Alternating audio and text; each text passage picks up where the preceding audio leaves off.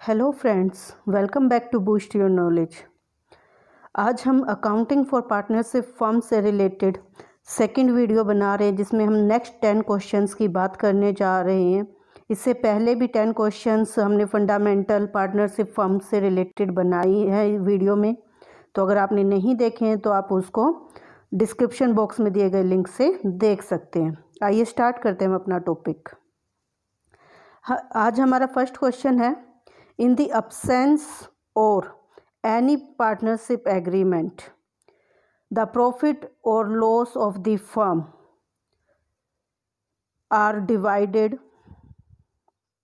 तो यहाँ पर बोल रहा है कि अगर पार्टनरशिप फर्म में जो एग्रीमेंट है वो अब्सेंट हो, मीन्स रिटर्न में कोई एग्रीमेंट नहीं है या किसी भी तरह का कोई पार्टनरशिप एग्रीमेंट स्टार्टिंग में नहीं किया गया है, तो हमारा प्रॉफिट एंड लॉस किस रेशियो में डिवाइड किया जाएगा। ऑप्शंस है in capital ratio, in equal ratio, in any of these two ratio and D none of these.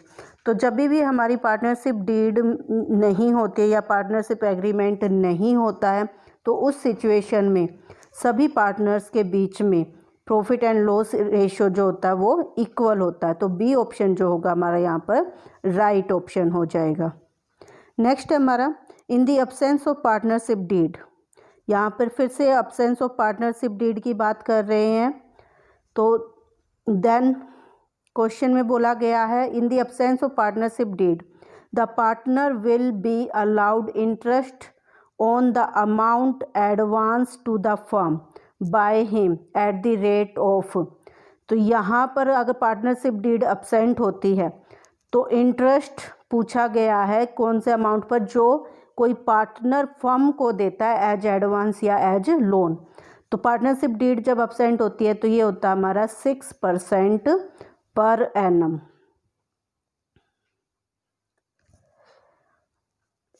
यहाँ पर मैं आपको बताना चाहूँगी, अगर पार्टनरशिप डीड जो नहीं होती है या उसकी अब्सेंट होती है तब हमारी क्या क्या सिचुएशन रहती है। उस सिचुएशन में जो हमारा इंटरेस्ट ऑन कैपिटल होता है वो नहीं दिया जाता है, तो नॉट अलाउड हो जाता है।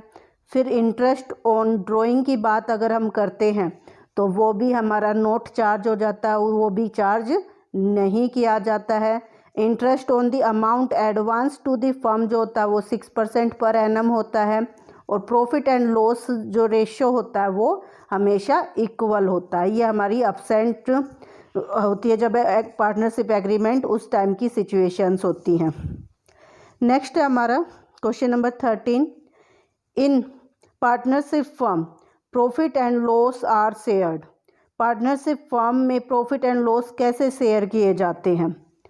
तो यहाँ पर ऑप्शन देखते हैं। ऑप्शन ए कह रहा है इक्वली, बी कह रहा है in the ratio of capital, C कह रहा है एज पर एग्रीमेंट, डी कह रहा है हमारा नन ऑफ दीज। तो पार्टनरशिप फर्म में यहाँ ये तो नहीं बोला गया है कि पार्टनरशिप डीड है या नहीं है, तो हम ये मानते हैं कि पार्टनरशिप एग्रीमेंट हो रखा होगा। तो इस सिचुएशन में हमारा आंसर हो जाएगा सी एज पर पार्टनरशिप एग्रीमेंट। नेक्स्ट क्वेश्चन है हमारा, which of the following is not the feature of partnership. इनमें से कौन सा फीचर नहीं है पार्टनरशिप का। ए कह रहा है agreement, B sharing of profit, C limited liability, D 2 और मोर देन 2 पार्टनर्स। तो जब हम पार्टनरशिप के फीचर्स पढ़ते हैं तो इसमें एक एग्रीमेंट होता है बिटवीन 2 और मोर पर्सन्स। तो ए ऑप्शन भी राइट है हमारा और डी भी राइट है, जिसमें जो है कोई बिजनेस कैरी किया जाता है for the sharing of profit and loss. तो बी भी हमारा क्या हो गया, राइट हो गया। लेकिन जो पार्टनर्स की लाइबिलिटी होती है वो क्या होती है, अनलिमिटेड होती है। तो ये यहाँ पर लिमिटेड लाइबिलिटी बोला गया तो फीचर नहीं है, इसलिए ऑप्शन राइट हमारा कौन सा हो जाएगा, C limited liabilities. Next question है हमारा, profit and loss appropriation account is prepared to. जो हमारा profit and loss appropriation account बनाया जाता है उसका पर्पज क्या है। ए कह रहा है create reserve fund, B find out net profit, C find out divisible profit, D none of these. तो रिजर्व फंड तो हम कहीं पर भी P&L अकाउंट में भी बना सकते हैं, बैलेंस शीट के थ्रू भी कर सकते हैं। तो ये तो नहीं होगा अप्रोप्रिएशन का पर्पज। फिर नेट प्रॉफिट जो है वो भी हम P&L अकाउंट से फाइंड आउट कर ले, तो ये भी पर्पज नहीं है P&L अप्रोप्रिएशन का। अप्रोप्रिएशन का मतलब होता है डिस्ट्रीब्यूशन या डिविजिबल। तो जो हमारा P&L अप्रोप्रिएशन अकाउंट बनाया जाता है वो प्रॉफिट के डिवीजन के लिए बनाया जाता है कि पार्टनर्स के बीच में प्रॉफिट को कैसे डिस्ट्रीब्यूट किया जाएगा, कैसे डिविजिबल किया जाएगा, और उसके लिए पहले कितना कितना उनके जो है डिविजिबल प्रॉफिट होता है। तो ऑप्शन सी जो होगा यहाँ पर हमारा बिल्कुल राइट ऑप्शन हो जाएगा। नेक्स्ट है हमारा, in an ordinary partnership minimum number of partners are. एक ऑर्डिनरी पार्टनरशिप में कितने मिनिमम नंबर ऑफ पार्टनर्स होते हैं?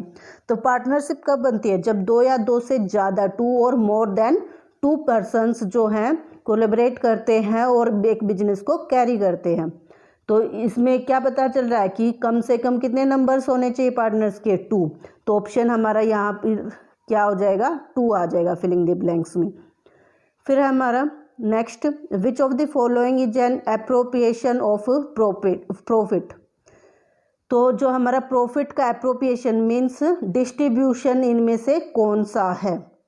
फर्स्ट कह रहा है हमारा interest on loan, B interest on partners capital, C salary to manager, D rent. Interest on loan जो है हमारा एप्रोप्रिएशन नहीं है बल्कि हमारा जो है एक एक्सपेंसेज है जो P&L में शो किया जाता है।